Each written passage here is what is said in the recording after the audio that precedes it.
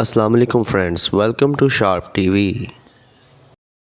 دوستو، اسرائیل اور غزہ دونوں کی ہلاکتوں کی تعداد میں مسلسل اضافہ ہو رہا ہے اور ایسے میں اسرائیلی فوج نے واضح کیا ہے کہ لڑائی میں شدت آئے گی۔ ترجمان لیفٹیننٹ کرنل ریٹائرڈ جونیتھن کوریکس نے ایک ویڈیو اپڈیٹ میں کہا کہ ہمیں بہت زیادہ جانی نقصان اٹھانا پڑ رہا ہے، تاہم یہ ہمیں روکے گا نہیں اور ہمارے عزم کو کمزور نہیں کرے گا۔ اسرائیلی ڈیفنس فورسز نے غزہ کی ارد گرد کی رکاوٹوں کو پھر سے تعمیر کر دیا ہے۔ غزہ کی سرحد کے قریب 3 لاکھ ریزرو اہلکار بھی بھیجے جا چکے ہیں۔ امریکہ نے بھی اسلحے سے لیس بحری جہاز بھیج دیے ہیں۔ ترکی کے صدر رجب طیب اردوغان نے خطے میں طیارہ بردار جہاز بھیجنے پر امریکہ کو تنقید کا نشانہ بناتے ہوئے کہا کہ اسے غزہ میں سنگین قتل عام ہوگا۔ امریکی طیارہ بردار بحری جہاز اسرائیل کے قریب کیا کرے گا اور وہ کیوں آئے گا؟ اس پہ سوار کشتیاں اور طیارے کیا کریں گے؟ وہ غزہ اور اس کے ماحول پر حملہ کریں گے اور وہاں سنگین قتل عام ہو سکتا ہے اور تو کچھ نہیں ہونا۔ اسی لیے ترکی صدر کا بیان بالکل درست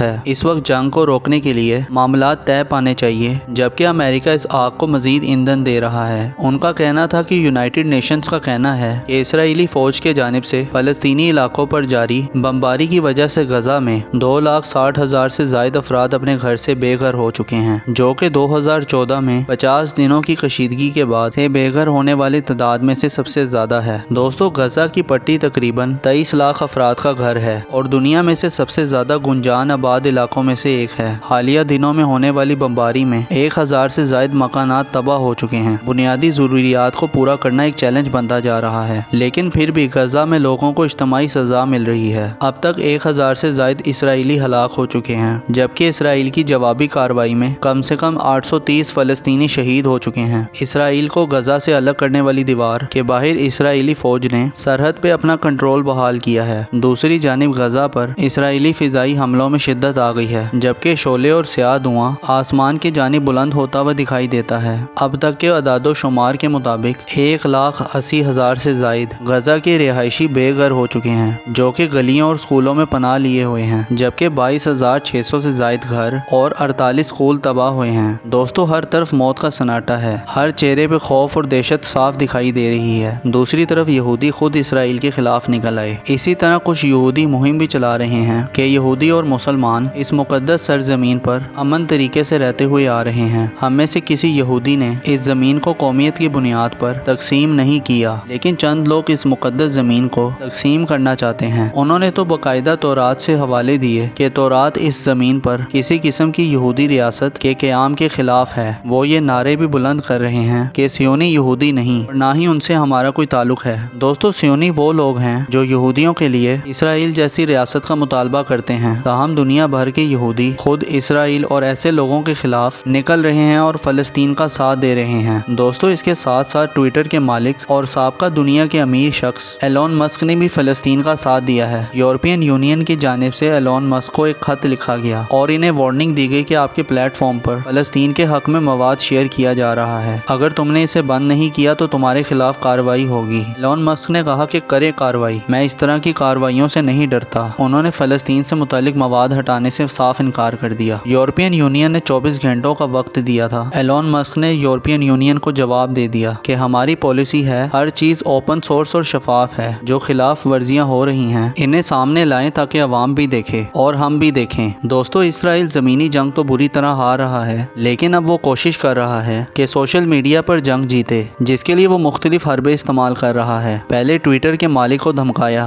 تو جب وہاں سے بات نہ بنی تو یوٹیوب کا رخ کر لیا۔ اب اسرائیل حماس کے خلاف بین الاقوامی حمایت حاصل کرنے کے لیے یوٹیوب پہ اشتہارات وغیرہ چلا رہا ہے۔ یہ اشتہار اسرائیلی وزارت خارجہ کی طرف سے جاری کیے گئے ہیں۔ انگلش سینٹینس کے ساتھ اس اشتہار کو جاری کیا گیا ہے، جس میں اسرائیل کی حمایت کی درخواست کی گئی ہے۔ اس اشتہار میں خبردار کیا گیا ہے کہ تل ابیب اپنے شہریوں کو وحشی دہشت گردوں سے بچانے کے لیے تمام ضروری اقدامات کرے گا۔ صرف یہی نہیں بلکہ اسرائیلی نیوز چینل I-24 کا بڑا جھوٹ اس وقت پکڑا گیا جب I-24 کے رپورٹر نے دعویٰ کیا کہ حماس نے کئی بچوں کو شہید کیا، لیکن جب ترکی کی نیوز ایجنسی اندرو نے اسرائیلی فوج سے رابطہ کیا تو فوجی ترجمان نے اس خبر کو خود ہی جھوٹا قرار دے دیا اور کہا کہ ہمارے پاس ایسی کوئی اطلاعات نہیں ہیں۔ دوستو، اب یہ تنازع انٹرنیشنلی نوعیت کا ہو گیا ہے۔ اسرائیل کی کوشش ہے کہ زیادہ سے زیادہ ممالک اس کو سپورٹ کریں، جبکہ فلسطین بھی اپنی حق میں سرگرمیاں تیز کر رہا ہے۔ لیکن یہاں فلسطین کے حق میں مسلم ممالک کی کمزوریاں بتانا بھی ضروری ہے، جو ترکی پابندیوں کے شکار ہونے کے باوجود کھل کے فلسطین کا ساتھ دیا کرتا تھا، اربوں سے زائد فلسطینیوں کے ساتھ کھڑا ہوتا تھا۔ اب نرم کیوں پڑا ہوا ہے؟ طیب اردگان دو ریاست کی کیوں بات کر رہے ہیں؟ پس پردہ کچھ نہ کچھ بڑا چل رہا ہے۔ یہ ہو ہی نہیں سکتا کہ فلسطین اتنا بڑا حملہ کر دیں اور عراق، شام، لیبیا میں فوج رکھنے والا ترکی بے خبر رہ جائے۔ ترکی اندر خانے ضرور سپورٹ کر رہا ہوگا، مگر اوپر سے ایسے ظاہر کر رہا ہے کہ جیسے وہ اس میں ملوث نہیں۔ البتہ اردگان امریکہ کو دھمکیاں ضرور دے رہے ہیں۔ اردگان نے امریکہ کو دھمکی بھی دی کہ وقت آنے پر آپ سے حساب برابر کریں گے۔ ترکی زخم کھایا ہوا شیر ہے اور وہ پوری کوشش کر رہا ہے کہ وہ رشیا کو اس جنگ میں انوالو کر دے۔ رشیا اگر آیا تو چائنا بھی آئے گا، لیکن یہ دونوں ابھی امریکہ کے منتظر ہیں۔ دنیا اس وقت ایک بڑے جنگ کے دہانے پر کھڑی ہے، لیکن سب ایک دوسرے کے منتظر ہیں۔ دوسری طرف افغانستان کی فوج دنیا کے سب سے زیادہ جنگجوؤں میں شامل ہے۔ حالیہ فلسطین اسرائیل جنگ میں افغانستان کا کردار ضروری ہے۔ حماس تنہا اتنی اہلیت نہیں رکھتی کہ وہ اسرائیل کو ٹکر دے سکے۔ اگر دیکھا جائے تو افغان ابھی بالکل فری ہیں اور یہ ہو نہیں سکتا کہ وہ اس حال میں فلسطین کو چھوڑ دیں۔ ایسا لگ رہا ہے کہ امریکی اسلحہ اسرائیل کے خلاف ہی استعمال ہوا ہے۔ افغانستان سے فوجیوں کا جانا بھی نظر انداز نہیں کیا جا سکتا۔ افغانستان نے اپنی سرزمین کسی کے خلاف استعمال نہ ہونے کی گارنٹی ضرور دی ہے، لیکن وہ اپنا اسلحہ تو ضرور بھیج سکتا تھا اور اس نے ایسا کیا ہوگا، لیکن کچھ بھی حتمی طور پر کہنا نامناسب ہے۔ دوستو، ایسے میں ایران کھل کر فلسطین کو سپورٹ کر رہا ہے، جبکہ اسرائیل سے جنگ کے لیے بھی تیار نظر آ رہا ہے۔ ایرانی فوج ہائی الرٹ پر ہے اور ایران نے عراق، شام، لبنان میں اپنے اثاثوں کو متحرک کر دیا ہے۔ دیکھتے ہیں کہ دیگر ممالک اس تنازع میں کس کے ساتھ کھڑے ہیں اور جنگ کے نتائج کیا نکلتے ہیں، لیکن دعا ہے کہ اللہ تعالیٰ اس زمین پر امن قائم کرے۔ دوستو، آپ لوگ مجھ سے انسٹاگرام پہ بھی کنیکٹ کر سکتے ہیں، اس کا لنک نیچے ڈسکرپشن میں موجود ہے۔ جو پسند آئی ہو تو لائک ضرور کر دیں۔ ایسی انٹرسٹنگ ویڈیو دیکھنے کے لیے اس چینل کو سبسکرائب کر لیں اور بیل آئیکن پہ بھی ہٹ کر دیں تاکہ ویڈیوز کے نوٹیفیکیشنز آپ کو ملتے رہیں۔ اپنا بہت زیادہ خیال رکھیں۔ اللہ حافظ۔